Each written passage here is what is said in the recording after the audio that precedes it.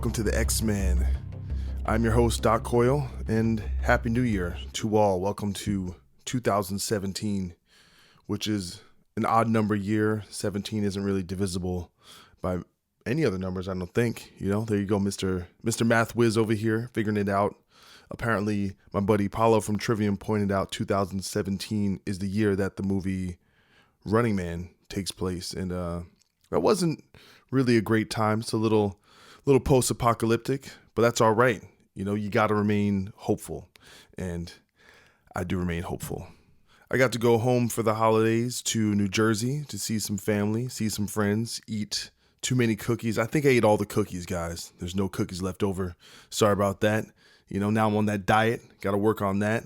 I got to rehearse with Vegas Nerve guys for our upcoming run of shows, and I was able to get this week's podcast guest. I was hoping to get a couple more interviews while I was out there, but unfortunately some schedule conflicts and stuff. So the one with our buddy AJ from Mutiny Within, I'll be getting to a little later. But first, we actually don't have any official sponsors this week, so I figured it would be a good time to kind of shout out the companies that sponsor me individually as an artist, because they've done so much for me. I think it's really important that I give back. So I'm sure some of these, if you guys follow me, you've seen me use these products, but I'll reiterate.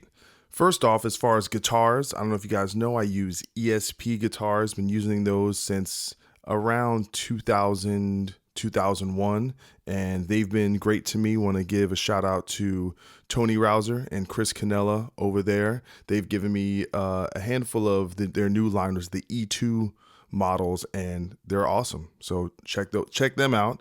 For amplifiers, I use EVH, which is the Eddie Van Halen line of 5153 guitar heads and cabinets. I have a few different ones. I have 100 watt version, 50 watt, and now they sent me this little 15 watt lunchbox amp and a variety of different guitar cabinets. They're amazing. I've been using them since 2010. Shout out to Mike Tempesta over there. As far as guitar picks, I'm lucky enough to use Dunlop picks, which is pretty much the industry standard, and that they've been really amazing to me. Shout out to Scott Uchida and Jim Dunlop, and they also, helped me out with some Crybaby pedals, which Dunlop makes, and also MXR effects, and they're amazing. As far as guitar cables, I use Planet Waves cables. That's my guy Hugh over at D'Addario, who also runs Planet Waves, and I also use D'Addario strings, which I've always wanted to use since I was a kid, because that's what Dave Mustaine from Megadeth used, and now they hook me up, and they're awesome. They're the best. And I'm also sponsored by a software company called TuneTrack, which has plugins that very, very prominent in the metal world, called Easy Drummer and Superior Drummer. And I use that to do all of the demos that I work on in songwriting, and it's really an invaluable tool. So if you haven't heard of that, check out TuneTrack. That's ToonTrack. Also want to give a shout out to Matt Skaggs up at Kemper. They hooked me up with one of the Kemper profiling amps, and that's been great for my home recordings. And I've done some stuff on the road, but mostly at home if you're into the newer technology and some of the digital modeling. And also want to shout out Zoom, who hooked me up with the H4n model, which is a digital recorder that is great for podcasts. And that's something that I use and I'm helped by, that directly helps the show, so I can do remote recording. And I also want to give out a shout out to my guy Brian Doherty over at Sennheiser, who used to be at Samson. So some of my gear, some of my mics and headphones is some Samson stuff that he helped me with, but now he's over at Sennheiser, and I got a new pair of headphones. So big shout out to him and all those guys. We have the NAMM conference coming up, and I'm sure a lot of you are going to be traveling out there for that. So, a lot of gear is on the mind. And also, if you're out for NAMM, if you're at the conference, my band Vegas Nerve will be doing a week of dates around there. We're actually playing a show on January 17th, which is a Tuesday, the Tuesday before NAMM, and that's at the Slide Bar in Fullerton, which is very close to Anaheim. So it's a free show, and if you're not doing anything, come on out. check it out. So enough with the self-promotion. I would like to get into my discussion with this week's guest, Mr. Andrew Jacobs, aka AJ, from the band Mutiny Within. And if you're not familiar with them, they were on Roadrunner Records in the late 2000s, and really interesting band from New Jersey. And he just has an incredible story, really interesting guy, and I just love some of the subjects we get into. This is a really fascinating conversation on the music industry and building your band and just figuring this whole thing out. It was a really, really compelling talk. And just because Mutiny Within hasn't been that active in the last few years, and I'm not sure of my listeners who's familiar with them, I wanted to play one of their new songs from their forthcoming album. They have an album coming out on February 10th called Origins, and this track is called Justify.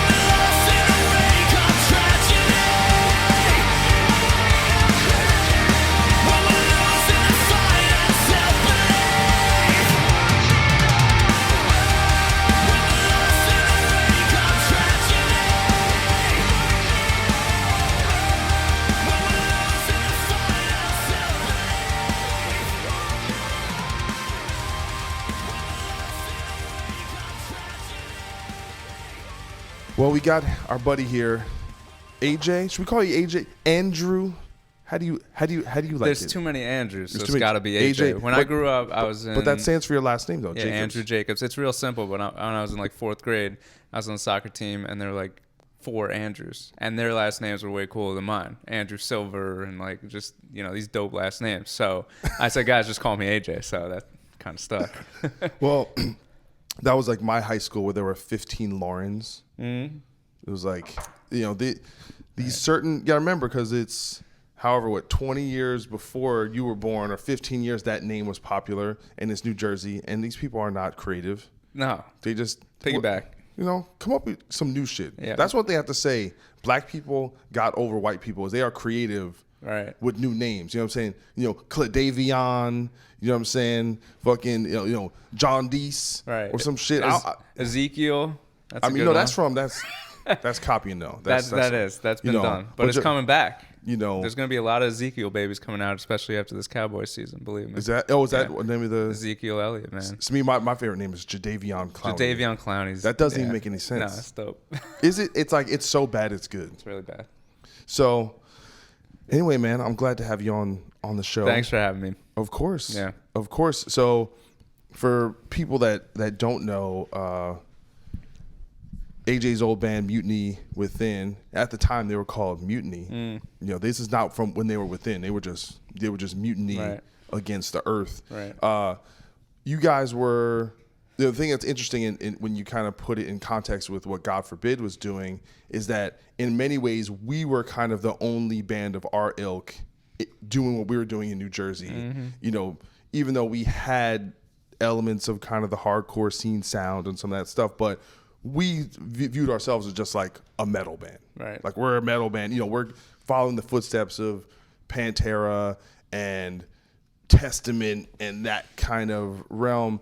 And for us, and you guys kind of showed up on our radar around that, like 2008, 2009. Something like that, yeah. Like that, that kind. And in a way, in our entry point into the Jersey scene was the late 90s. So you guys are like the late 2000s. Well, we were hitting you guys up because we wanted advice. How do we do this thing? What are we getting ourselves into? I remember. So how did you got in touch with Dallas first? Yeah, or? I think it was. I think it was Dallas.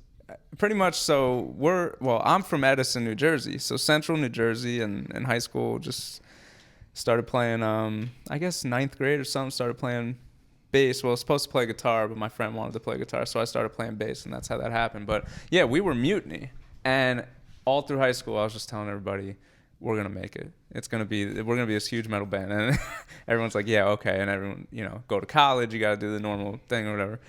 And after high school, a couple years after that, Mike Gitter signed us, but before that, we were hitting up bands like you guys. Yeah, but I think I heard about you guys through Mike, because he was following us for 2 years before he signed us. I remember he was talking about you guys, and he was talking about there was this other Jersey band he was looking at. That's kind of I can't remember right now, but it seemed like With Daggers Drawn, and that's who it was with with Daggers Drawn. So those are the kind of two bands he had his eye on, and I remember he was like, yeah, there's this band. They're kind of like Children of Bodom. That was the only... That was my fault, and my whole band hated me for saying that. I guess in our first biography that stuck, I said we were covering Children of Bodom songs, and so everyone started saying, this band... Were you covering Children of Bodom songs? Yeah. So what's wrong with that? They hated because, I don't know, they thought it would pigeonhole us, I guess, but... And now I get that one of the success all the time. Well, they're a great band, so but not only that, but they have a 20-something year career, and they still go around. I'm fine with it. I'm fine. Listen, to be honest with you, I was a punker. No Effects, Bad Religion, and I had a punk band around 9th grade. Children of Bodom is the reason I started listening to metal, and it's so backwards because everyone else I know that listens to metal, you say, "Hey man, how did you start?" Metallica, or Slayer, these classic bands. Mine was like the new school. I heard Hatebreeder and Follow the Reaper by Children of Bodom. Well, no, that was something that was interesting to me about you guys, because especially your brother in the band, and seeing how good the technical aspects of the playing was, because your entry point was stuff that was really high level. We had to musicianship. learn, right? We had to learn the lessons you usually learn when you start out. We had to learn that way later on. But that's also, I think that's also like the generational thing. You think about sports, right? Like at a certain point, if there's no, are you a basketball fan? Mm-hmm. So you don't, without Ray Allen, you can't have Steph Curry. Right. Like you can't, like they said, so, you know, Children of Bodom and like Dragon Force, they don't, if it's not for Yngwie and the speed metal that they learned, then you don't get that. And but in a way, you benefit from the evolution. Absolutely. So that's why like every generation is like they can play faster. Right. They can, you know, the technical, everything, the level goes up. No, for sure. I always looked at it that we skipped a bunch of steps and we got to, you know, writing awesome songs way quicker than maybe we would have if we started with the more elementary metal. This stuff, I mean, Children of Bodom and Symphony X, right? Those are Jersey guys. I mean, those were my two bands when I started playing. And I knew these guys already learned from the masters. They already evolved the music. They're already recording, you know, in a sophisticated way. So I said, why don't we just copy, you know, what they've learned and apply it to our band now? We don't have to start from the roots. And it kind of was funny. But then once we started getting into songwriting, I said, oh, shit, I can curse, right? Yeah. Oh, you fuck. can say motherfucker, cunt, Oh. dick nose, you know what I'm saying? I'll just say neck, shit. I'll just say shit. You know what I'm saying? Ass hair. I said, wow, now we're songwriting. Now we have to go back to the masters. Now that we learned how to shred, we have to go back and figure out how to write a song. Because I don't care how evolved bands get, songwriting, go back to the songs that have stuck around for 40 years. Those are the ones you want to analyze. Why have they been popular for so long? Well, they're definitely two different skills. I would draw a parallel. Completely different skills. I've seen these guys shred in the neck, and they can't write a song for their life. It's not easy. No. I mean, I think, you know, I was going to say there is a parallel between that and God Forbid, where we started out and our songs would have 17 riffs in the song. Yeah, we would had have 20 changes. We had the same. It would go from here. It was almost like ADD metal before ADD was a thing, and because we were trying to impress other musicians, we were trying to keep ourselves interested as instrumentalists, and then after a certain point, I had this point where I was only listening to super heavy stuff. I was listening to Suffocation, and I was listening to Cradle of Filth, and just super heavy, and then I almost went back to the roots. I started listening to Pearl Jam again. I started listening to Alice in Chains again. I was like, there was this whole other thing I was into as well. And then you study that, and you're like, wow, it's a whole different mindset in terms of songwriting. I think we learned how to shred fast because, like I said, Symphony X, Children of Bodom, Sonata Arctica, you know, Soilwork, In Flames. I mean, these were my bands. And then my brother, he started playing guitar. The first album he ever learned was Necrophagist. All right. That doesn't even make sense. Okay, so he learned the whole album straight through, and that was the first album he really ever learned. And so once we got the shred down, we started trying to put these songs together. And just like early God Forbid, I mean, we had 60 riffs. You know, we had songs that were 7 minutes long, time signature changes. I mean, Dream Theater kind of stuff. And nothing against Dream Theater, that works for them. But for what we were doing, I wanted to break into the American, Swedish kind of metal where it was Soilwork, God Forbid, Killswitch, Devil Driver kind of area. The more new wave American heavy metal. So, exactly. So looking back at the masters who were the songwriters, I learned, wow, I have all these cool riffs. I got to pick the best one. So that was a challenge. And I said, all right, here's the best riff of this song, of this 8-minute song. Here's the best riff. What did the masters do to make sure that riff hammered home and that every kid knew about that riff? They played it 4 times in the song, and it repeated, and it you know what I mean? And I said, wow, this makes so much sense to me. I just think it's funny how that's like a revelation. You're like, so what? So you're saying it goes verse, then chorus, then another verse and chorus? I should be writing this down. Who would have thought? Oh, that took years to learn. And I guarantee you it's a problem for more than just me. I feel like a lot of kids learning to riff and play. Well, now think about if you're growing up on Meshuggah and Periphery and that whole, you know, wave of bands where it's music made specifically for other musicians, Right. and they really don't have aspirations outside of that. It's like, let's play to kind of this, and I think there's nothing wrong with that, as long as that's what you want to do. Everyone shouldn't be gunning for the same audience. Right. Actually, I have a question. Did you guys have a relationship with the Symphony X guys? Were you friends with them, or you didn't know them at all? No, didn't really know them. You never toured with them? No, we never. We opened for them a couple of times, but we didn't have a relationship like we did with you guys and some of the other local bands. I mean, did you have any? And the thing that kind of strikes me about when you guys came up was not only like where we came up in the hardcore scene. Like we were a metal band because there wasn't really a metal scene in New Jersey. Right. As far as we were concerned, like where it's like, oh, there's these bands, we can play with them. It was very disparate in the mid and late 90s. But then we're like, oh, there's this heavy music scene that was called the hardcore scene, but there'd be like a grind band, and there would be a straight edge punk band, and there would be an emo band, and it was everything. Yeah. It didn't really, the sound almost was secondary to kind of the ethos and the being community. Part of the community, right? And so that was our entry point. But were you involved in any scene?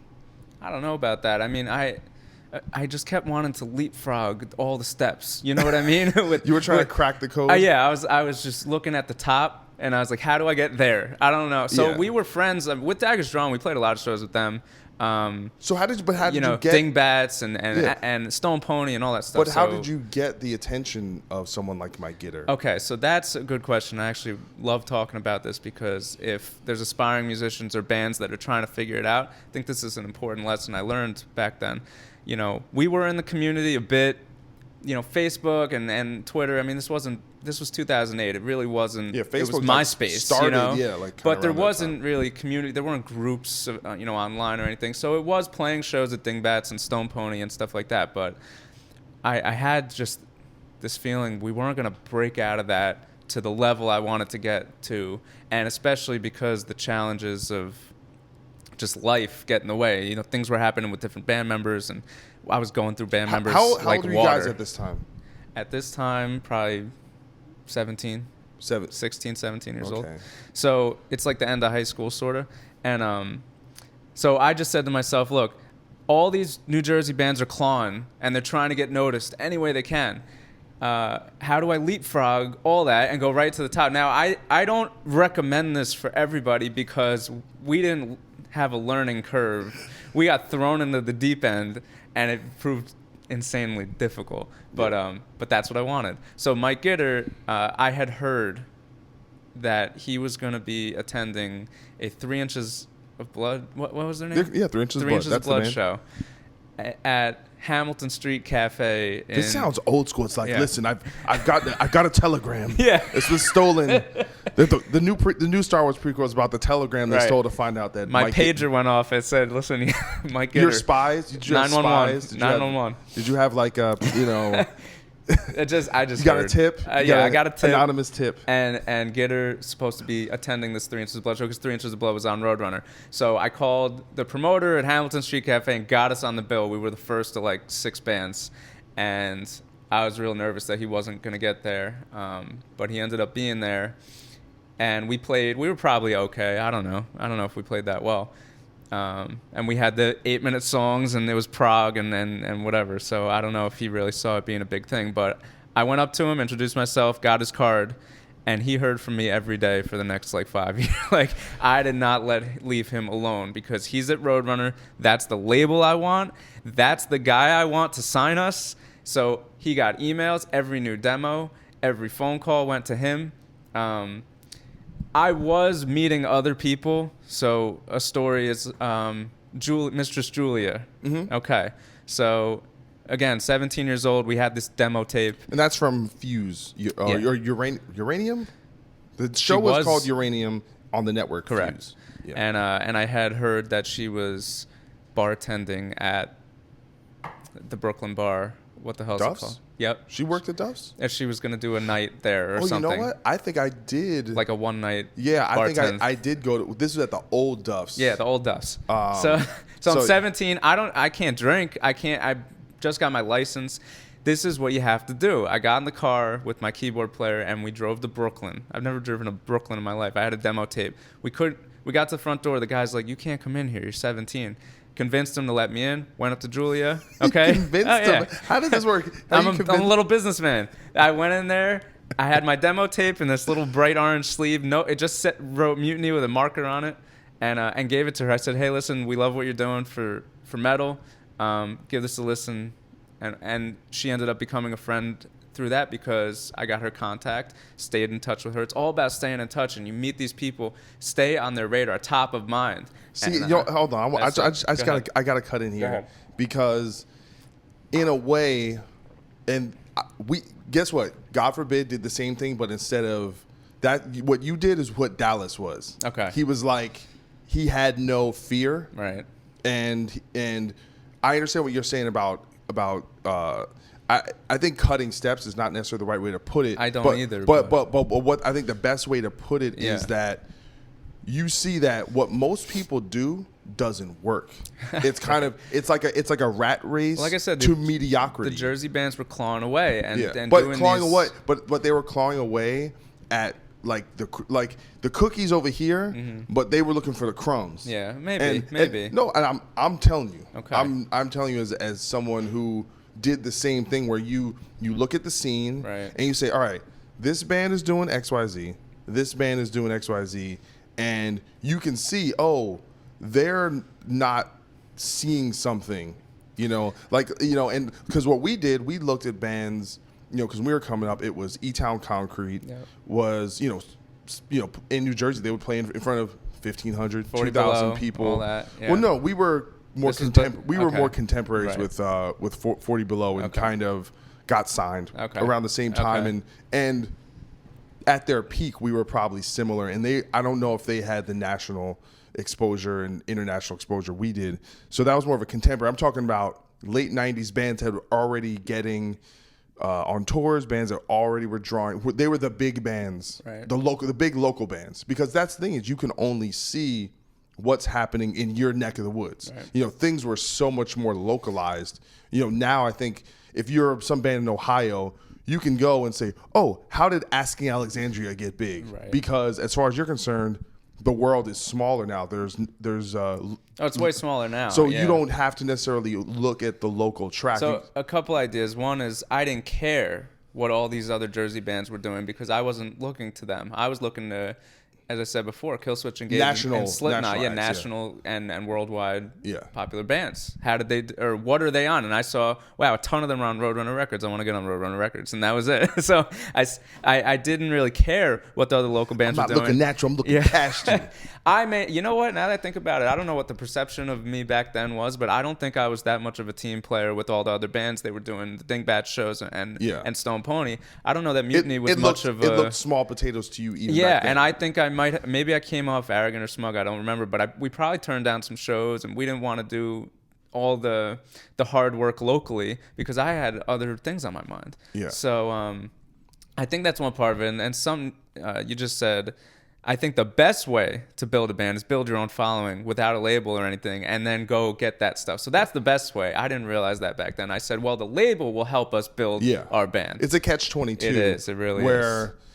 And I think back then, though, you guys maybe caught the last wave. No question. We can get into that. Yeah, no question. Where the label could actually do their thing, put the money into the video, put the money into the radio, put the money into the marketing, and what I've probably said this on the podcast, but I'll say it again. There's a difference between hype and buzz. Buzz is organic and happens on its own. It's word of mouth. Hype is something that can be bought and manufactured.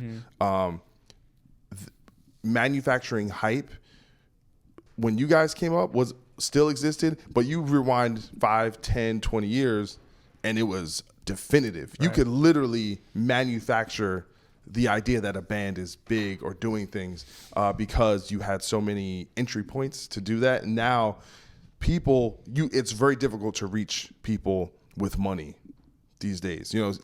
Where you can't really put the resources in a certain spot. Oh, if we do this, then people outside of literally paying a radio station to play your your song, but it's like, you gotta remember, less people are listening to the radio than they did 10 years ago. There is no MTV. There, people, at least back in the day, you would have a magazine, everyone would read, what we have, like Metal Edge or these bigger magazines, and even those are going away. So anyway. Yeah, you need the organic growth. So, all right, so you decided to skip all these steps, and you get the attention of Gitter. Yeah, I never really put it that way, but now you're getting it. You're like Howard Stern here. You're like, you're digging deep. And you know what? That's what I realized. That was what was on my mind. I was 17, 18 years old, and I said, how do we skip all these steps? Because some of the bands we were playing with were 25, 30 years old, maybe even older, and they were still just the local New Jersey band. I said, I can't let that happen. I don't want that to happen. So, well, I think that's the difference between being career-minded, and some people being more focused on, say, the artistic aspect, or just the, at least I can speak to the more underground and like hardcore scene. It was more about being part of the scene was probably more important to many of those bands than just making it a career. Yeah, like there's I know different levels of aspiration. That's totally fine. And a lot of bands have just had a great time playing the tri-state area and making a business out of it. I mean, more power to them. When we sat and talked and we were writing our songs, we said we want to see as high, how high can we reach with this? So the Gitter part of it, he saw us play that show, but I mean, that didn't really do anything. It was really the art of following up. And I tell every entrepreneur or someone that wants to build their band or business, where it doesn't even have to be music, it's all about following up with these contacts you make. Because if you meet someone and you say, man, down the road, or even not that far down the road, they can help me get somewhere, if you're not on their radar, they're gonna forget about you. Well, not only that, but it's also people want to help people they like. Yeah, no question. And if they and me and Gitter became friends, and that's 2 years of being friends before he was able to sign us. So there was a lot of relationship building there, and me and him, we talked every day. That's what it became, and we became like probably best friends at that point. And we were talking every day, not about music, just we were truly comrades, right? You guys still stay in touch? Not really. Yeah. Not really, because he's West Coast like you now, and I'm still over here. You just forget about us. No, you guys forget about us. No, we exchanged texts and stuff, but it's not like it was. I mean, we were preparing to be real partners here in business. Yeah. So, while I was talking to Gitter, I didn't know if Roadrunner was a sure thing. That was my goal. But then I started reaching out to all the other labels, using Roadrunner as leverage, saying, hey, listen, we got an A&R from Roadrunner interested in our band. You should check out this demo. Now all of a sudden I'm getting Nuclear Blast and Century Media and so when you guys got a real offer, did you actually have offers from other labels and stuff? Yeah, on we the had table? about 3. Yeah, at the same time. That's great. Did you have like a lawyer helping you out with that, or Nick Ferrara, great lawyer in New York. He's done all my favorite bands, Pantera. Did you have a manager at that time? Yeah, we picked up a manager, John Germanary. He was so that's another decision that had to be made. Was we were talking to managers. This was all building this hype that we really didn't have a massive following or anything like that. What I had though, and I give this advice to musicians, what I had were these songs. They were coming together, Yeah. And I had these songs. I had this 4-song demo that I was just. These songs were right in line with everything else that was going on in metal on the big stage. So the fact that I had this product gave me the confidence to go knock down the doors of everyone I wanted to talk to. And then I used the Roadrunner thing as leverage, and we were able to pick up a manager. We were talking to several, and there were several, traditional metal managers, but we ended up going with John Germanero, who has not worked with a metal band before us, but he managed a lot of big, more rock and stuff like that. We thought, hey, that might give us a different look. So yeah, we started assembling the team, and all before Roadrunner offered us a deal. It's so interesting because even a lot of this I didn't know. We were kind of helping you guys out, getting you on a show in here, give you some advice. Yeah. But no, it's pretty fascinating, and I think what you did perfectly, and I wonder if it could actually work today. Maybe it wouldn't work in the metal world, but maybe it would work in a different genre. It is the idea of kind of, if you build it, they will come. Element where you say, and I think the most important thing about this is actually having the confidence in yourself to say what I'm doing has value. And by not being desperate, by not just going out and doing everything for free and putting yourself out there and sucking up, you're kind of like, no, we're doing something great. And if you want to be part of this, you need to bring something to the table. It's like, it's kind of like the idea of like, if you want to hit on a hot girl, you have to act like you're the shit. No question. For her to, it's that, keeping that at arm's length and like, oh, maybe there is something, great about this entity or this person. Right. And to talk about Mike Gitter, who A&R Roadrunner Records, and he was the one person in my life that was real with me. And those 4 demos that I'm talking about, those were not in existence until I talked to Mike Gitter for 2 years, because he kept telling us. He groomed you along. We wrote 100 songs for him, 100 songs. Easily. Well, I remember when we first heard you guys, and maybe it was somewhere in that in-between phase between, you said, the 7-minute long songs and then what ended up being the first album. But in a way, and maybe this might be a criticism, so you can kind of take it for what you think. I got thick skin. It's all right. I think in a way, once the album came out, it might have behooved you guys to be a little bit more proggy, a little bit more European, because I think when the album came out, not for nothing, the new wave of American heavy metal thing had kind of passed. Right. Like that boom. There hadn't been a previous to you guys, probably the last band to really hit was probably All That Remains. Yeah. And bands that were doing that sound seemed to actually be struggling. And at that point, it was like deathcore was getting really big, and the gent thing was getting big. Well, so maybe to our detriment, we were aiming so high that we didn't want to be lumped in with the prog bands. We didn't want to, even that scene. We were like, hey, listen, we can go even further. So can we craft the prog sound into these maybe shorter songs, and just in the solo section, shred it up like crazy, but it won't be the longest solo section. I mean, how do we make this right? And that was us talking with Mike Gitter. We all made decisions on the songs, and our producers, when we made the album, these were all decisions that were made. And do you think some of that is a little too calculating? Absolutely. Instead of just going with your gut and like feeling it and like, no, what, this is what we're feeling. Like, yeah, there's a feeling of when you were doing what we were doing, so we were reaching for the stars. We were talking to all the top players in the metal industry, and then when we got offered a deal from Roadrunner, when you don't have that following, and maybe you don't have a leg to stand on necessarily. Like I didn't have success to bring to them. I didn't say, hey, we've done this already. We have this many sales and this many fans. I didn't have anything.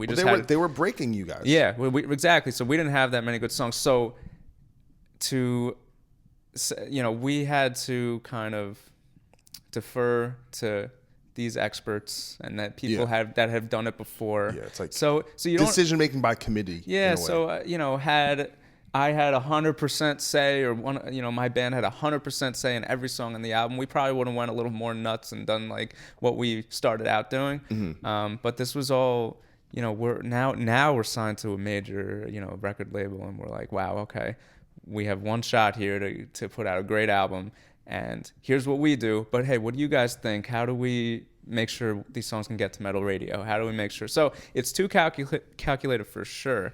And what I've learned now is, what, sometimes the biggest bands in the world thought outside the box. There's no question about it. And they all gave the middle finger to anyone that was trying to advise them. So you guys felt like you started outside of the box and then put all this effort to getting in the box. Yeah, I would say that. But you know what? At the end of the day, I love that first album because it's my perfect album. It's what I did want, and looking back, that's what I wanted. But we did kind of throw some of the other unique things that we did maybe to the wayside to make sure that this album could be shipped to metal radio and you name it. So yeah. So the record is finished. Yeah. It's getting ready to come out. Were the expectations maybe from you guys and the label, were they really, really high? Was there like, all right, this is all these years of getting this all together, we got on the label we wanted to get on, we're happy with this.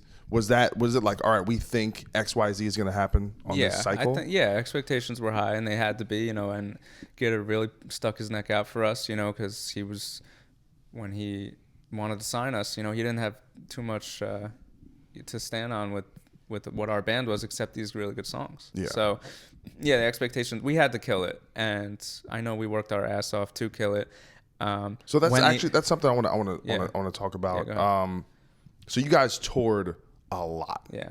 How a lot fast. Yeah, like right out of the gate. That's one thing I noticed. It seemed like you guys was John Finberg was booking you guys. Finberg was our agent, agent, if anything knows anything about John Finberg as a booking agent, obviously people listening to this who don't know the industry side, he does a lot of the extreme metal world. He books a lot of European acts, and for the young bands, he gets especially American bands.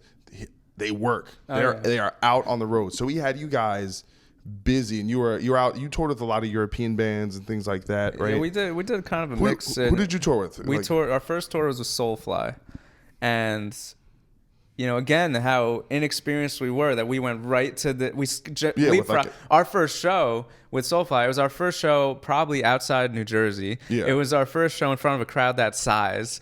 So we had to learn really fast how this thing works. You got thrown to the wolves. Completely. And then when were we you played... was it nerve-wracking? Completely. And then the second show was the next night. So the first show, I think, was... the Key Club, and the second show, I think... In LA, your first big show was in LA. Yeah, we drove from New Jersey to LA. A lot of pressure. First big show, Key Club. Second show was probably San Diego or something. That was probably the first time we ever played 2 shows in 2 nights. And now we have a 40-day tour coming up. So we really got thrown in. We just rehearsed in the basement night after night, and we said, all right, this will be the same thing, and it really wasn't. That's so I wish I could have been there. I could have been like, see, the thing is, like, I think someone needs to hire me to be like a coach for bands, not a manager, right? Not a booking out, like a straight up coach. Like, I'll be in there, all right, guys, we're gonna have a good show. I think I could get that. Someone pay me to like tell motherfuckers how their set is fucking up, tell them the mood, like, dude, what are you doing with your foot on there? Like, just little things. And bands don't have that. And I look at bands on stage and they look foolish. And I wish they had a coach, man. That's a great idea. I'll join you on that. Doc Coyle band coach. There you go. Actually, I was telling my girlfriend about this because we'll go to the show and I'll just be seeing bands. They'll just be like, something as small as the bass tone is terrible. Right. And I just want to go up there and like tweak the sound and do all that shit. And I was like, I need a website called Doc Coyle tells niggers how their band is fucking up.com. It's frustrating, right? Yo, and no, it's not frustrating. It's me. I'm very altruistic. I think, I hope that doesn't sound like a humble brag or anything, but I see young bands, especially bands with potential, and I want them to do well, and I want to get them to avoid mistakes, and say, and just like, so like I've been at a show, and I don't even know anyone, and like someone will knock like the mic over on so I'll literally get up on stage and re-mic that. I'll just do whatever, like. Yeah, look at you, man. No, that's what they need. No, yeah, but it's just about, you want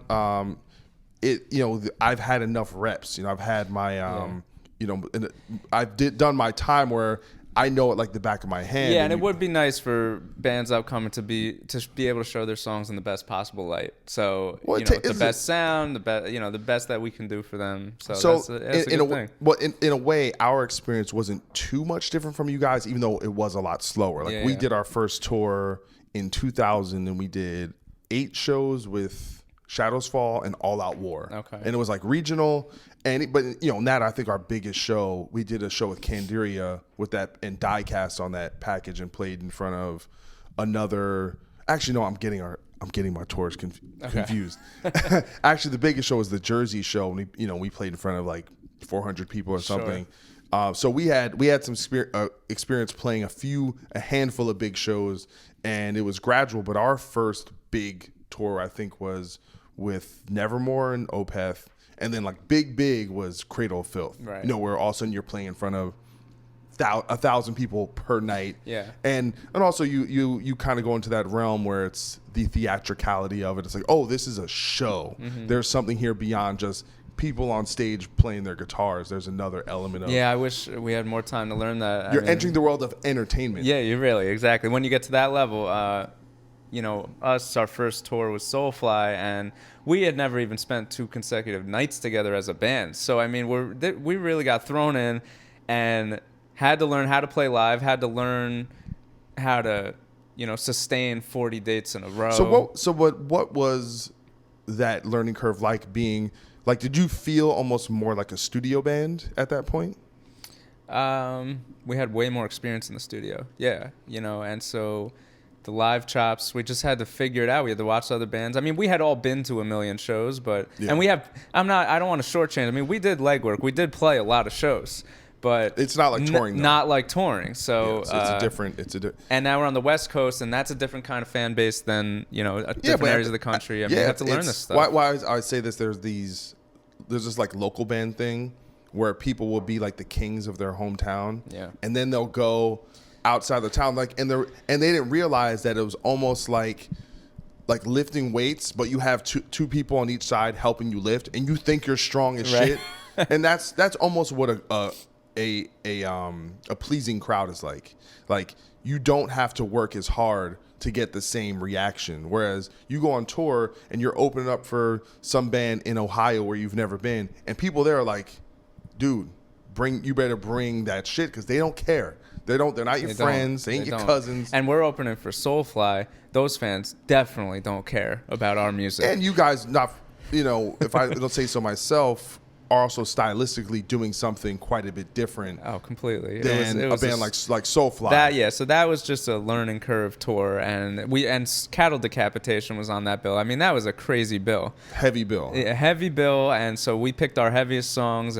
But the thing that started happening, so I said to myself, all right, how do we leapfrog and not have to do this for 5 years? Not that Soulfly tour is this, but for our band, this was not the right tour. Yeah, you wanted to be out with the kill switches. Yeah, I wanted to get. So how do we do that? All right, so the way you do that is after every show, we got off stage, basically went up to every person in the crowd and say, hey, did you go to our merch stand? Did you get our CD? Handing out coupons and flyers and all this stuff, just making sure we connected with every person in that venue. So throughout 40 dates, that's a lot of people to connect with on the ground. And then right after that, we toured with Periphery. And then right after that, we toured with Arch Enemy. And Arch Enemy was maybe even still one of the biggest tours. I mean, those guys at that time, this is 2009 or 2010, they drew a crowd, man. Yeah. So that was probably still my favorite tour. Well, and that's more up your alley in terms of it was perfect. It was perfect. And using those and applying those same techniques, going up to every person in the crowd. Have you heard of did you see our set? Even people that hadn't seen our set, we were so just in their face that you got to check out our band, that they would buy the CD. They didn't even see the set. They were just intrigued by how hungry we were. Yeah. So I wanted to really just accelerate this thing, and also make Mike Gitter look good, make Roadrunner, make them look like they made a good investment. Did you see an impact, though? Was the record selling? So this is the saddest story of the band, is that this happened right when illegal downloading and pirating were rampant. So by the time it came to do album 2 with Roadrunner, we didn't have much to show. I think we had like 10,000 sales or something, which is like, for a baby band, is okay. But we had 100,000 downloads of our album on pirating websites. Mm. So that hurt. This happened all right in those couple of years. And so, because we were feeling it. We were feeling fans around the world. And this thing really felt like it was blowing up. I mean, we were doing tour after tour, and more people every tour were coming out. They knew the words and all this stuff, but the low numbers didn't make sense to us. At that time, record labels didn't know what to do, or did they maybe not even realize all the downloading that was going on. This was right then. We released our album at the worst possible time. Mm-hmm. So, we had 6 figures in downloads, and so the band was growing. And I think that's still evident today, because we just put out a single recently, and it did really well. I noticed, while I was considering this interview, I went on Spotify, and you have many songs in the hundreds of thousands of listens. So there's definitely a fan base there, and especially for a band that really, since something like Spotify has existed, has been more or less dormant or at least not in the.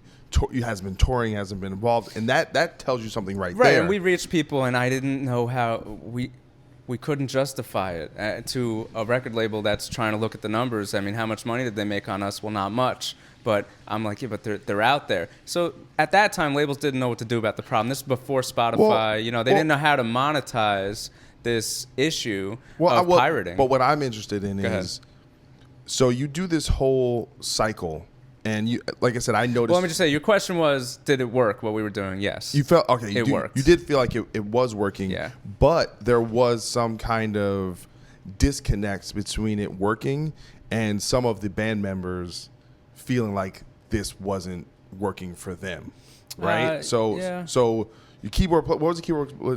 Drew. So he left first? No, he was in till almost till the end of the touring. I think the band was intact until we parted ways with our drummer before the last tour. Was this and Bill? Then it kind of fell apart after that. For temporarily, but it fell apart after that. So really, and what was Bill's reason for wanting to leave? I think we just weren't communicating well. I mean, we didn't know. We didn't know how. And when people got agitated with each other, they would talk behind each other's backs. So it was personal. It wasn't, we're not making enough money on the road. I don't know if it was that. It was more just personality clash. And I think the tour after tour after tour was just taking a toll on us. And I think it just kind of unraveled then. And, did you guys go to Europe? By the way, Bill's one of my best friends today. Yeah. It's not that he was a problem. I think it really, because it unraveled right after that. So it wasn't that one person was a problem. It's just everyone decided, hey, this is going to solve the problems. No, it's not going to solve the problems. Did you guys go to Europe on the first record? See, I feel like that was a big mistake. And I think I was talking to you guys at that time, and I was like, because I remember you had done a few tours where you were playing almost the same kind of market. Every time. Where you were playing the same... we had offers. I mean, we had Dream Theater. I'm friends with them. They asked us to go to South America with them. I mean, but why didn't you go? It wasn't feasible. Who couldn't afford it? You make it work, man. Yeah, I know, right? You got to figure that shit out. Couldn't afford it. We talked about it with our whole team and the label. It wasn't. It wasn't the way at that moment. I mean, that would have been right after Soulfly. But they couldn't even cover your expenses, so you could even just break even. They covered a lot of our expenses. Not going to South America, they wouldn't cover. But I mean, our album recording was insanely expensive. No, I mean the tour. They would offer you the tour, but they're pay your own way. They don't flights and none of that. There was none of that involved in. Yeah, no, I don't think. I think it was just weird. Hey, come open. Yeah, they need to figure that shit out. I mean, but again, I had given off this perception that we were so huge. I mean, we got a gig on the moon. You got a spaceship, right? Oh, you don't got a spaceship? Sorry, you can't do the moon gig. Yeah, I'm talking to all these guys, and I'm selling everybody. All my favorite bands now knew of me because I sent them our demos, and I had found them and became friends with them, and we gave off this vibe that this was working and that we were doing just fine. And I guess we also thought, it was going just fine, but we got, it hit pretty hard when you do tour after tour and you realize what that life is. And maybe it wasn't for everybody in the band, but we didn't know that until, tour 8, 9, whatever. It's like, wow, okay, what? Do you think some of that could have been alleviated if the touring wasn't so hard? So instead of 8 tours, you did 4 tours. Maybe. Maybe also just doing more of the stuff you have to do, the shows, maybe doing a tri-state area tour, early on. I mean, we skip steps. If it was more incremental and a little more get your feet wet, then dip your ankle in there. Yeah, exactly, right? So I don't think the moral of the story is that you want to always leapfrog and do it the way we did it, because it was fast, man. It was fast, and then by you guys were young. We were young, yeah. We weren't even. I don't even think I was 20. So when the band started falling apart, was that around the same time that Chris decided to move back to the UK?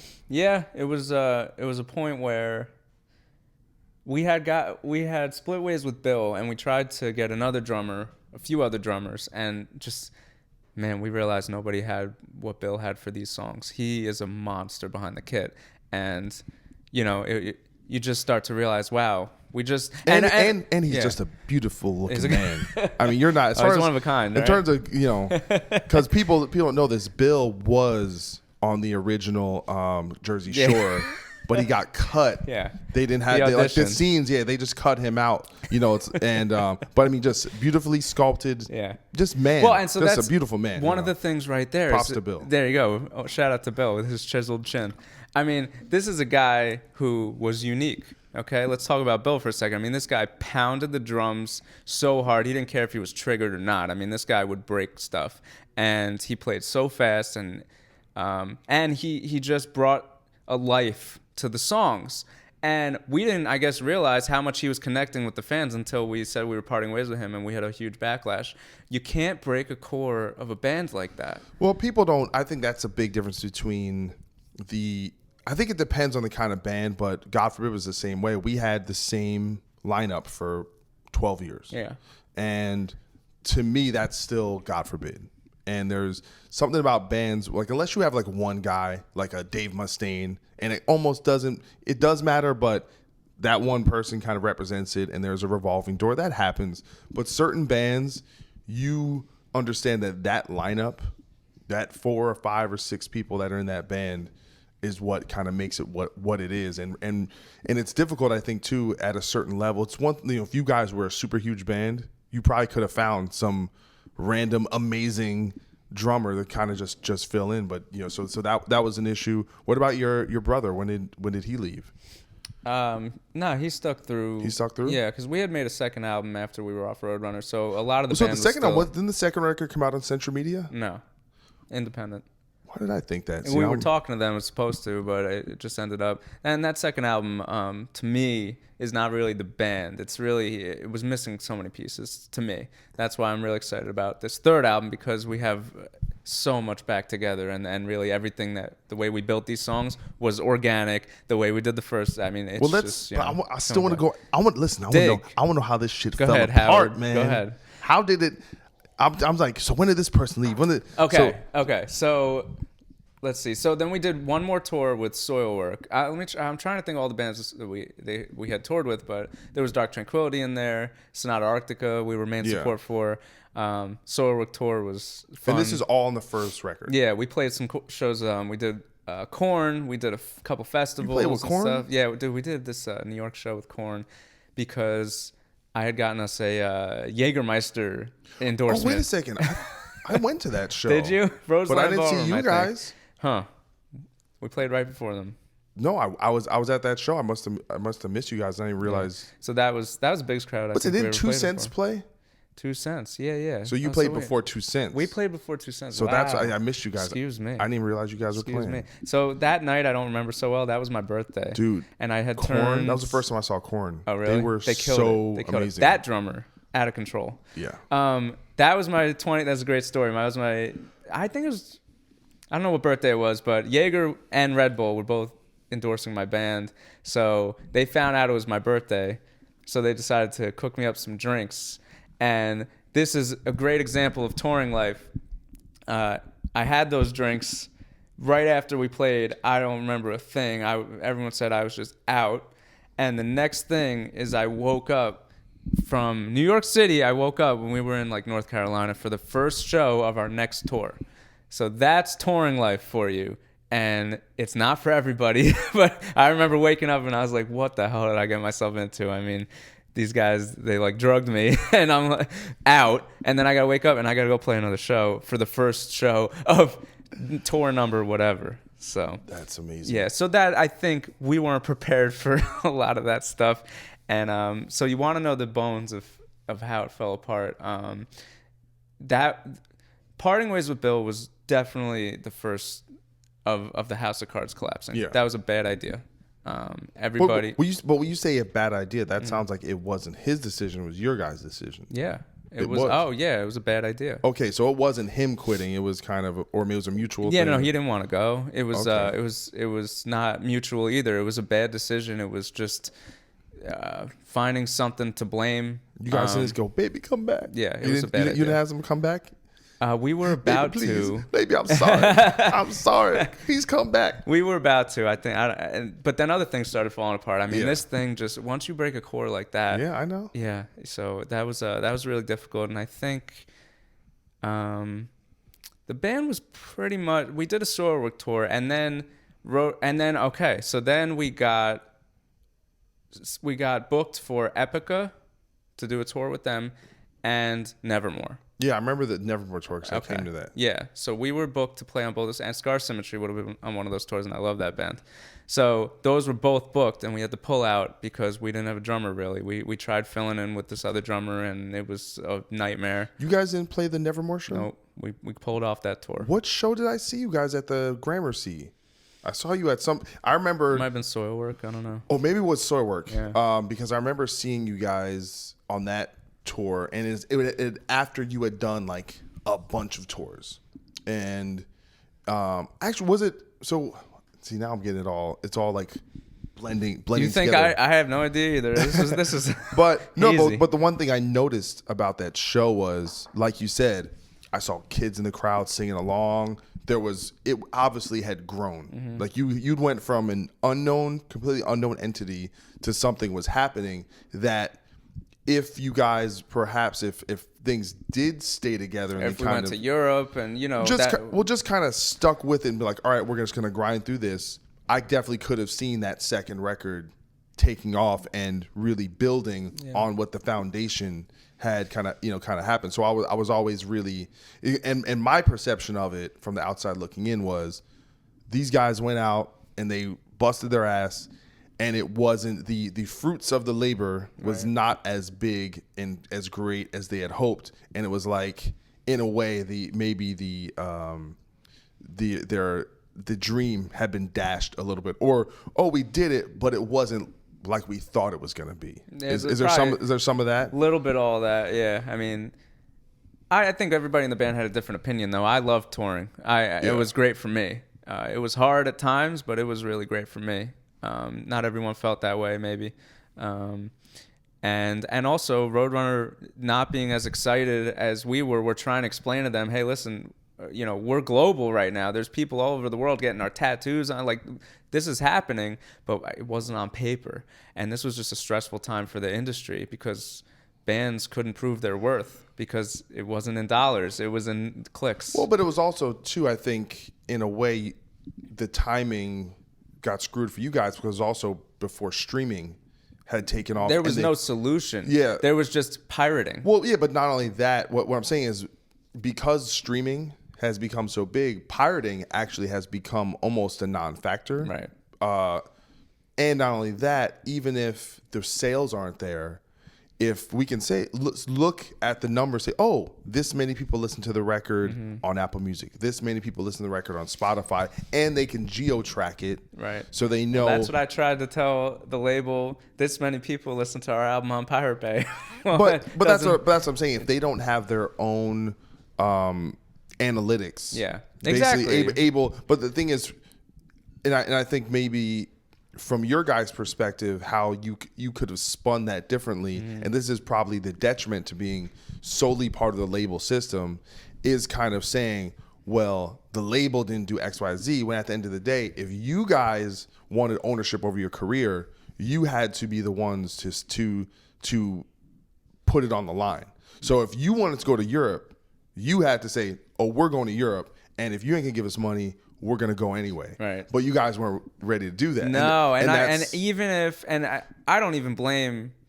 blame the industry. I don't blame pirating. I mean, yeah, it sounds like maybe that I'm blaming those things for the band not working out, but I'm also trying to explain that the band internally, to keep a band together on tour, I think is like the hardest thing in the world sometimes. I mean, you have a lot of big personalities in there. We never, we pretty much everyone in our band loved being on tour. Our problems were when we came off tour and, we had to go back and work regular jobs. And that part of it was kind of deflating. Well, I think as long as we were on tour, we were then you were good. Happy. All right. So close quarters for us, we just hadn't prepared for. Yo, stop touching my elbow. Yeah, exactly. Yo, man, you breathe weird. So your forehead stinks. And no, you're your nose is stuffed. Get the hell out of here. You know, I mean, you can't be around people that much. We were together. We were around each other for like a long time. Yeah. So that stuff. Yeah. Well, so I don't know if it was in our DNA. I mean, so there was a lot of factors. This was just not gonna continue. We tried, but you know, and then Chris went back to England, and you know, he hit us up and he said, guys, like, you know, we didn't make any money because this is album 1. So didn't he write some? I remember seeing a post. Yeah. That he put out, and I'm gonna be honest. Yeah. It kind of pissed me off. Yeah. Because, and listen, I like Chris, and I hope he doesn't take this personally. Yeah. But and the reason why it kind of bothered me, is that personally, I don't even know what post. You have a good memory. So he put out a post, and I think it got picked up. Like, I think he put it on Facebook, but it was about that, basically, essentially that he had done touring and done all this for X amount of time and he put out I made $80 or some, I forget what number he put out. And so I can't confirm or not confirm the numbers, but what bothered me about it, and it's not necessarily just about him, but it's about anyone on the musician side of things that feels entitled to anything. And it's my general view that, guess what? None of us are owed anything. No one, I was like, yeah, you went and bust your ass, you didn't make no money, but guess what? You're not supposed to make, how many records did you sell? How many tickets did you sell? If you want to make money, you have to figure out a way to do it, but no one is owed that. You know, sometimes you go out, you go on tour, and you're like, hey, guys, didn't make that much money. And then, so then you say, all right, we're not going to do that again. If you do the same thing and it doesn't work, then you refigure the model to make it work for you. But you can't sit there and say, well, I didn't make money. Like, well, you made the choice. No one put a gun in your head and said, go on tour, don't make money. You made the choice, and it didn't work out, and that's okay. You can go back and you can lick your wounds and you figure out if that works for you, because I think there's nothing wrong with saying, hey, guess what? That doesn't work for me. But no one owes you anything. The industry doesn't owe you anything. The bands that blow up and make good living, they are the lucky ones, and they're also probably great too. That's why it's not just luck. I don't want to insinuate that, but there's definitely a lot of that. It just bothers me when people say, I should have had this. No, well, you didn't. What, you know, it's like, I should have. And that's fair. I think we all probably felt that, a little bit of that because we skipped so many steps. Yeah. We didn't grind it out. You think that was an entitlement or just the expectations were too not close to reality enough? Maybe that too. I mean, we looked at the other bands on Roadrunner and we're like, why didn't this happen? You know, why are we not hitting that level yet? I mean, I don't know. When you skip so many steps, you don't necessarily realize. Now, it's hard to say because we did do the hard work once we were there. I mean, like I said, we were going up to every person in the crowd. It's just, I think that it wasn't about, I don't think, but the thing is, I think, and this is the parallel between you guys and God forbid, it's that no one could ever accuse either of our bands of not working hard enough. Okay. But I think the disconnect that we have in common is thinking that all I have to do is work hard and then it'll work out, or that we'll work hard and we'll have what someone else has. Mm-hmm. And the truth is, selling 10,000 records, you actually should be happy about that. You should but the thing is, if your expectations are, I should have sold 50,000 records, or I should have sold 100,000. Well, when you're comparing, and I think people should not, in their own lives, should really try and avoid comparing yourself to the person next to you. I mean, that was something we did all the time. We were looking at other tours, we were looking at other bands, and we're just looking at numbers and how do we get there? And we kept moving the bar away. Now in my life, I think I'm in a much better spot because I don't keep moving the bar away. I enjoy where I'm at right now. Yeah, I have aspirations, but I have to be happy with what we did. But we were never really happy because we just kept pushing and pushing and pushing. And that's where a post like that comes from. And I think I probably said the same thing privately. Yeah. Like, man, we just kept pushing and pushing and pushing, and, you know, and poor us. And, you know, so, I mean, maybe that did happen. And again, we're still young at that point. And so there was just a lot to learn.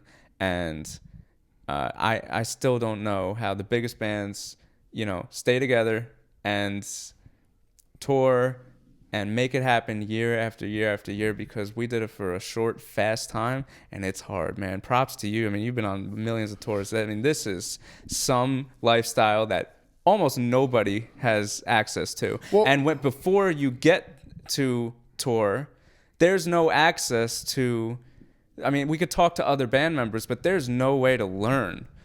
How do you keep it cool on tour? How do you do this night after night without getting emotional and all this stuff and fighting with your guys and what? There's no access to that knowledge. There's no classroom that I could sit in and learn how do you jump into this lifestyle. So yeah, I mean, there's definitely, you have to be built for it. And even like, we saw stuff with like John, our bass player, who's probably out of the band at that time, the most kind of traditional kind of guy, saw himself having a family, saw himself settling down at the time as a homeowner, and struggled at times with the lifestyle because it was so turbulent. It wasn't as secure as one would like. Me, I started touring when I was 19 years old. And I didn't care about anything else. That's all I cared about. And I didn't really find myself as a person until I became a touring musician. And in a way, there was bad parts of that because it was all my self-worth came from being a musician. So you remove that, and then also goes my self-worth. So there was a lot of issues that took me. That's different. I think some people get into music because of, that there's nowhere else to turn and whatever. I don't know that was our case necessarily. You guys were more centered and more kind of. Our parents were encouraged. They encouraged us to do the music, but I mean, in general, I think we all came from good upbringings where it was like our friends and everything were going to college and like the traditional paths or whatever. We threw that aside and did the band because it was fucking cool. Yeah. And we were like, we want to do this and we want to make this happen. And then we got thrown on tour or whatever. And then you start to realize, wow, this is not just something cool. This is a lifestyle. This is, and what did we miss out on? You're not getting paid and you're working hard every night. Versus there were other opportunities probably for everyone in the band. Yeah. So it was, I don't think we were the perfect band to make this happen, if that makes sense. You guys had options. Yeah. Like you guys could go to school or you could have careers. But I love reading my favorite musicians. Like they were, if they didn't make this happen, done, those are great stories. Yeah. And that was not our story. But in a way that, I think a lot of times when you hear those stories, that's why they made it. Was because there was no safety net. Yeah. But all right. No, I think we all had other things that we could have done, and maybe that didn't fuel the fire as much as some of the other bands that have. Okay, so around this time, Mutiny was dying down.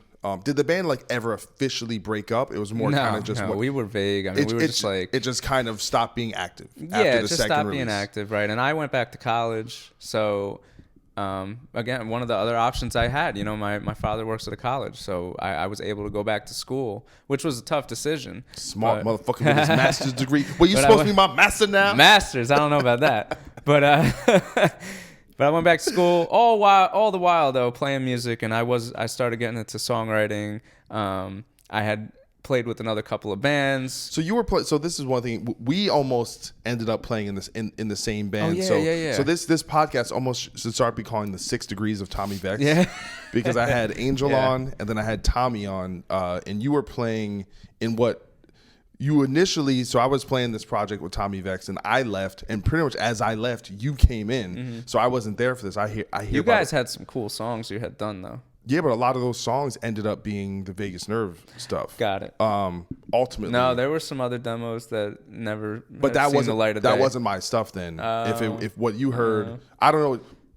I don't know what you Tommy heard. had 25 demos on him. Who knows? But a lot of stuff I worked on, I don't think ended up in what you guys worked on. So that ended up being the kind of the reformation of the Vext band, and then from what I heard, you just kind of disappeared, or you just or almost.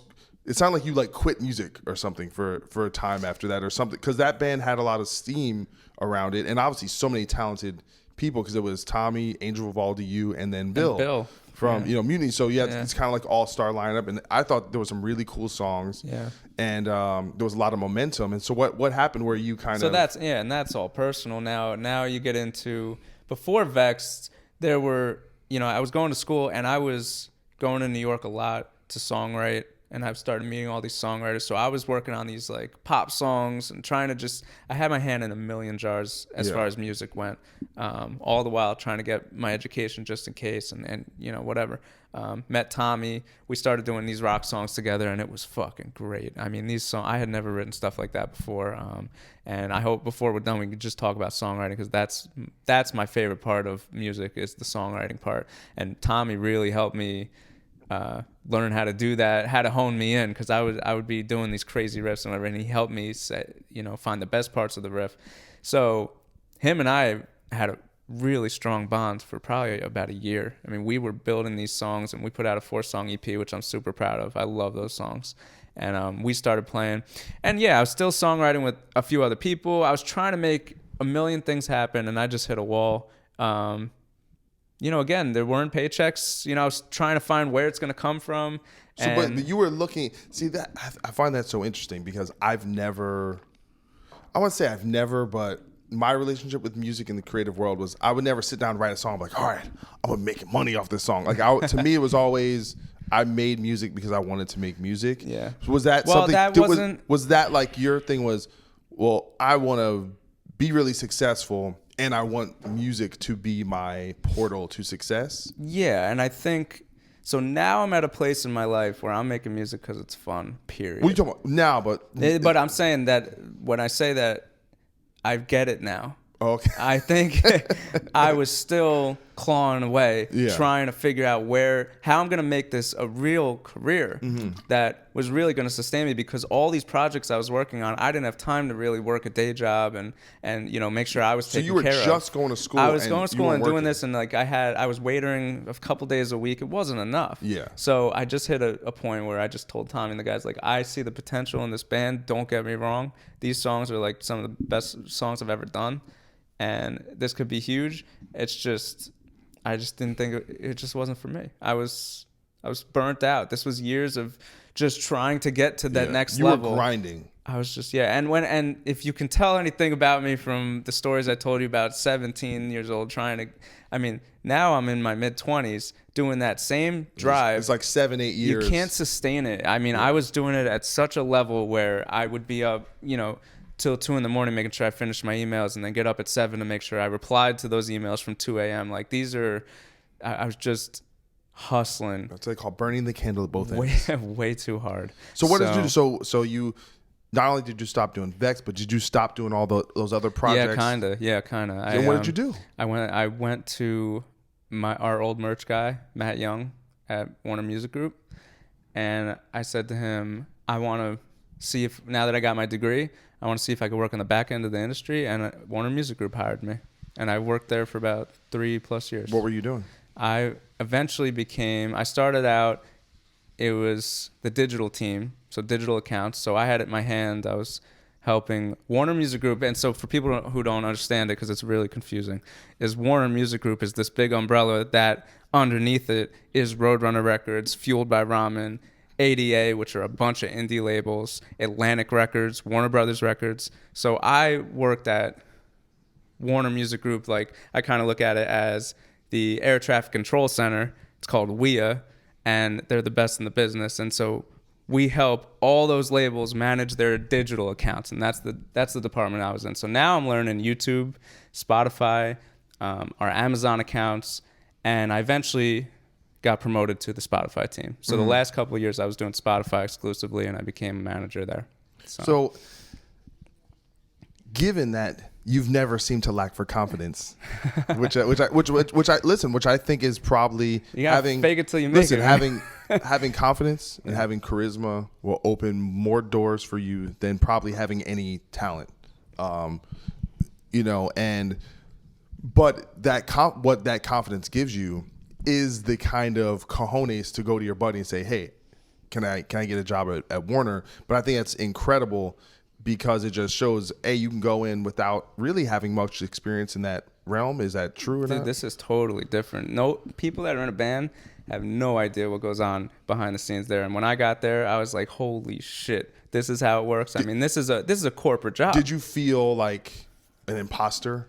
Or like real, like, what the hell am I doing? Well, my pitch was, so I guess I just had a lot of pitches to get me to the next level. So Matt Young helped me get my foot in the door, but I didn't work in his department because he's merch. I had to meet a whole bunch of new people and try and convince them to promote me. So my pitch when I first got there was, hey guys, I just came from the touring life, from being out there.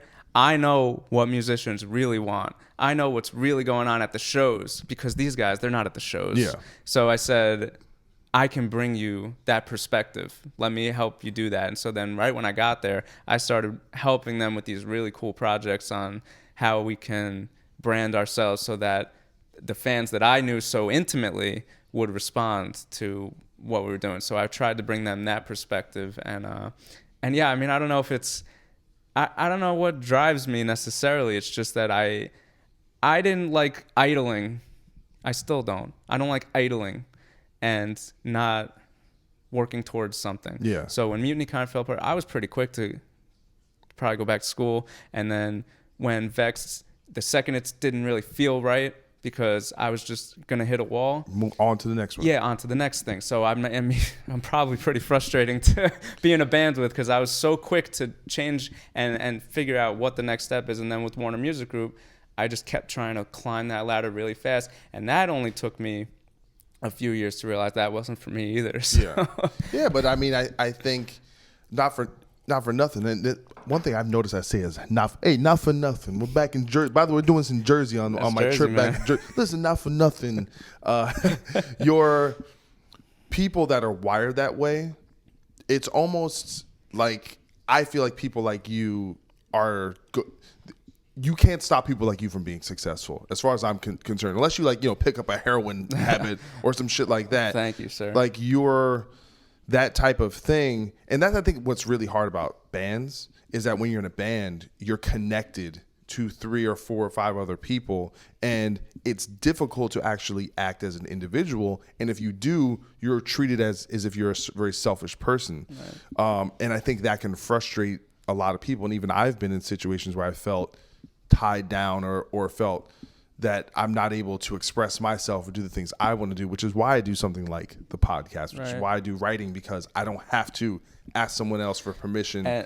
I can just do something. And bands are different. You have to communicate. You have to make sure, hey guys, I think we should do this. It's a very collective experience. Yeah, and I regret some of the ways I acted trying to push whatever bands I was into that limit, because I start looking at the other guys in the band saying, hey, why aren't you 24 hours a day? Let's go. But everyone works differently. And you know what? 4 guys that may work differently may all get to the same place. So I thought that my way was right. 24/7, let's go. And I would impose that maybe on other people. And that didn't help the friction in the band either, And I look back and I say, well, now I feel so matured now from this whole experience, because from the music. Well, how old are you now? I'm 29. 29. So I learned. He was a baby. I've lived fast, I guess. But I think I'm in a place now where I just see it from so many different angles now, that everybody can have a totally different style, and that's fine. And there's nothing wrong with that. But when I was younger, I thought there was something wrong with that. I said the guys that are more chilled out and calculated and whatever, they're not going to hit it. They're not going to get to those levels like the person that's up 24/7 making phone calls and emailing and all this stuff. So it's just, it's hard dealing with a guy like that, I bet. Well, it's funny because I think the way you are, Tommy's like that too. I know. Oh, where God, he's put like that together. He just works, and but he's that thing of I will will it into existence. Mm-hmm. And I think it's, if you said I need a bunch of people like that. Sometimes though, if you have 4 or 5 people like that, and they just want to grind, they also have their different ideas about how things should work, and then you get a lot more headbutting, as opposed to having 1 or 2 alpha dogs in a band and let them kind of run the show, and everyone else just provides support. Every band I think can be as egalitarian as you want, but hierarchy does help organize. No question. And delegating, and deferring, like absolutely. Like I'm in bands where I'm not, it's not my band. I'm just in the band, and I have to know, be in the back, be support, just be a role player, and that's okay. Right. To have different roles, as long as everyone's okay with their role, I suppose. Yeah, it's a very good point. So I think it's been a funny journey of learning and making mistakes, and also at the same time having a product that I ended up reaching a lot of people with from that hustle. So there's I mean, that's what this podcast is about, is the positives and negatives. I think we hit a lot of the it's also about you giving the thing that came so natural to you, which is the networking thing. A lot. I can't tell you how many bands that are awesome that I know that have the music and have the whole thing, but they just don't want to talk to anybody. They don't want to leave the house. They don't want to rub elbows. Oh, we could talk about that all day. Just to put a bow on what we were just saying, I think it's funny because my whole life I thought hustle, and you'll get the reward with money or whatever the case. And also some decisions that we might have made on how this song should be crafted or whatever were based on factors like, hey, it'll do better at radio, whatever. Yeah. Now I'm at a place where I don't make any decisions in my life based on money alone. Yeah. And a lot of my friends still do that. I don't do that, and it has led to such a happier year than I've ever had because I'm finding things that I love and all right, how can I make this work? But it's because I love it, not because it's going to make me money. Yeah. That's how I hope everyone gets to a place where they're able to do that because it's just such a better quality of life. Well, it's counterintuitive, I think, for some people. And I know the way I'm wired. And to me, there's certain things you do for money. Like if I bartend, and it's like I'm bartending to make money. And I think that's okay because you work your job and it's great. You make your money. It is what it is. And there's things in the creative realm, even though I can be paid for something, like I can say, oh, Doc, do you want to contribute to this album or something? And I'll get publishing. But when I'm actually doing the actual creation, I'm not thinking about that at all. Right. All I want to do is make something great, right. And if there's feedback, hey, can you kind of change this? And maybe they're thinking about radio or they're thinking, but me, I'm just thinking about, oh, this is what you want. And then it's just a job. That's the best. And it's just like, all right, I'm trying to make the people who hired me do something happy. That's the best. But I don't think about the money. I'm thinking about, I just love creating and this is what I do. And you know what? If I could give advice to my, 20-year-old self, it would be just that. It would be, you're getting a lot of, you're hearing a lot from the labels and the managers, and you're learning about metal radio, and you're hearing a lot of noise. But man, I knew what I loved in my heart, and it was unique and it was different, and we had some riffs and songs that were just fucking nuts, and that no one was doing. So if I can give myself advice back then, it's finish it out perfectly the way you want it, because it's fun and because it's what you want to do. If you pursue it that way, much better chance of having longevity and building a career. You look at Shark Tank or any of these like entrepreneurial shows. These guys, they didn't listen to anybody. They did what they wanted to do. And because they said to themselves, this is what I love and this is right.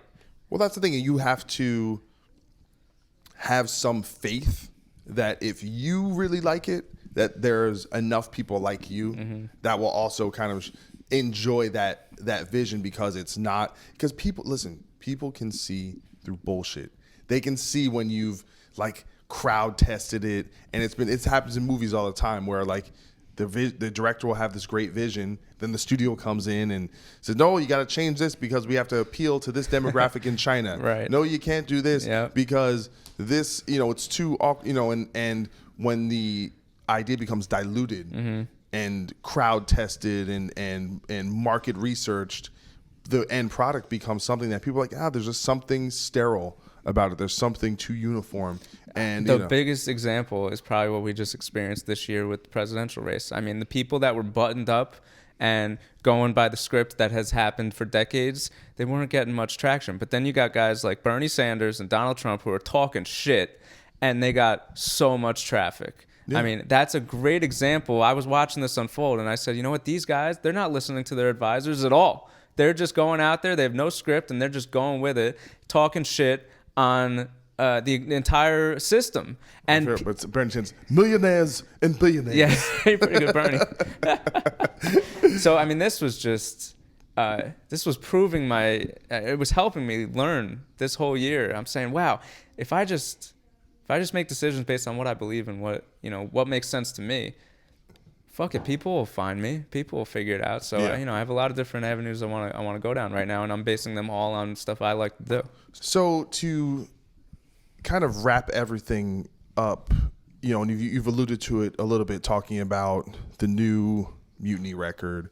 So how did everything come back together where you guys wanted to do a new record, and actually also who is still involved with this version of the band from the original version? So it's myself, Dan Bage on guitars and keys, Bill Four on drums, and Chris Clancy is singing, and he did all the production, all the mixing. So you did real drums? All the mastering we did. Wow. Oh, fuck yeah. In this day and age. I don't know how. I said to the band, how do we post these new songs? In every post, I want to say these drums are real. Like, because so many albums don't have real drums anymore. It's Where did you track drums? He did them at his house. He has a personal studio now. Oh, snap. So, listen, the drums he did on this album, I can't even handle it. I'm a metal drummer fan. You know what I mean? And it's on my own album, which is great. He went crazy, which makes me just remember what it feels like the whole band's playing again. It's the best. Yeah. It's really, really good. So, this is 4 years from our last anything we released. And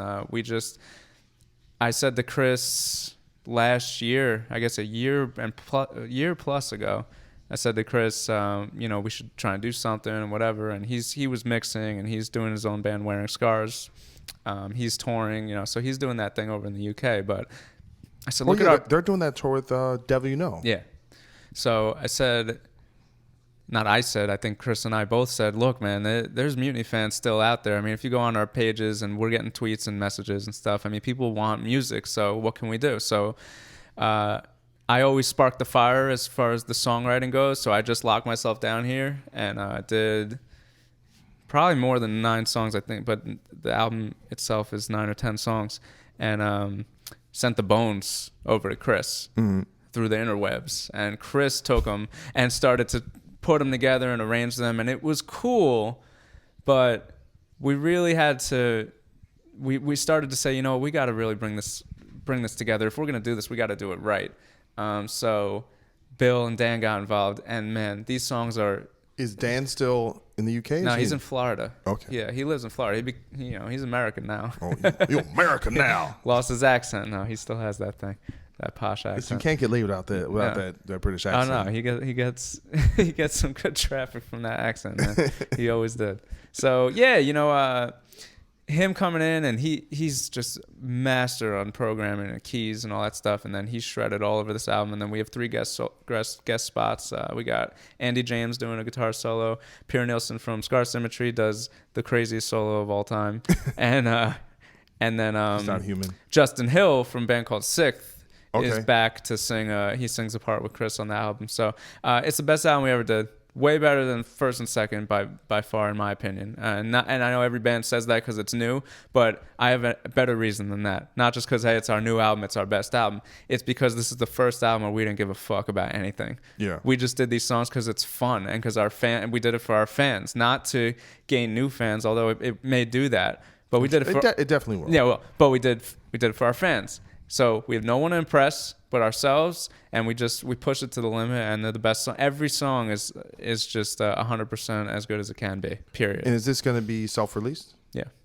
And are you guys going to do some shows, man? Well, let's see what happens. You just kind of want to see if there's a reaction? Let's see how the reaction goes. I mean, I would love to get Chris over here, and we'll do some tri-state stuff. Or even you guys going to the UK would probably do really cool. well. That might even be more feasible because we've never been over there. So I'd love to play some stuff over there. The thing that's great about touring the UK is it's not the biggest country in the world. Yeah. So you could do 2 weeks and it's like drive an hour and a half over here. Drive 2 hours over here, and it's a different little scene, and Chris is from there. Yeah. So I imagine he has some fans. You guys were on Roadrunner, which has a big foothold in the UK. Yeah, that's the new dream, man. These songs are meant to be played live. There's no question about it. I mean, they're fast, they're heavy. We don't care. Bill's, playing his ass off, and also there's no filter on anybody. Like if Dan wanted to do this in his solo, I mean, he did it. If Bill wanted to throw this crazy fill in there wasn't a debate about it. He just did it. So, you listen to the songs, and it feels to me just like the most organic album we did. And So I'm fucking proud of it. We're putting it out ourselves, so we're just asking people to go to mutiny-within.com and go get it. Is it going to be?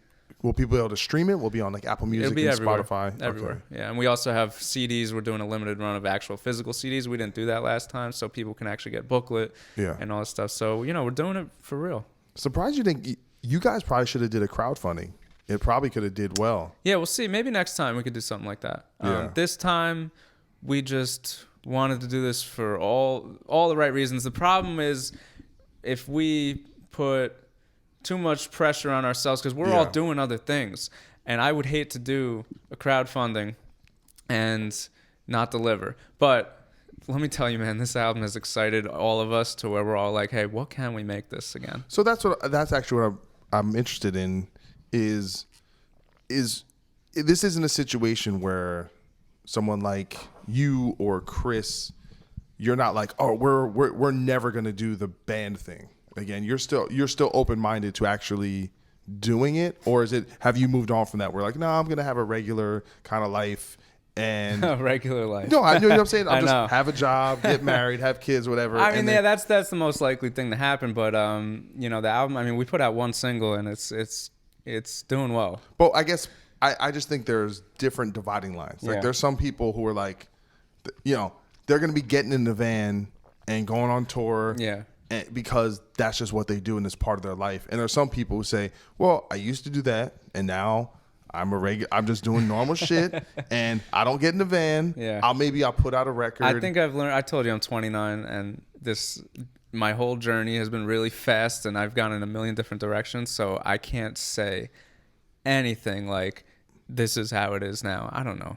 I have no idea what the future holds. Okay. But I'm just saying, are you open to it? That's all I want to know. Man, I mean, to what extent, but I don't know. Hey, look, if fans come knocking down our door and they want to hear these songs live, I don't know. We could figure it out. Yeah. But yeah, I mean, I got to leave it at that. We haven't talked about it as a band. We've been focused on this album because the one lesson I learned correctly back when I was a teenager was that the songs matter more than anything. Yeah. So we made sure that these songs are top notch. So we haven't thought past releasing the album. So right now we know it's coming out February 10th. And man, it's going to shred your face off, man. You're going to love it. All right. It's fucking heavy. Really appreciate you coming on here, man. Thanks for having me. I appreciate you thinking of us, and we looked up to you guys, and I wish I could interview you. Well, here's the thing, I'm taller than you, so you can't help but look up to me. You can't help it.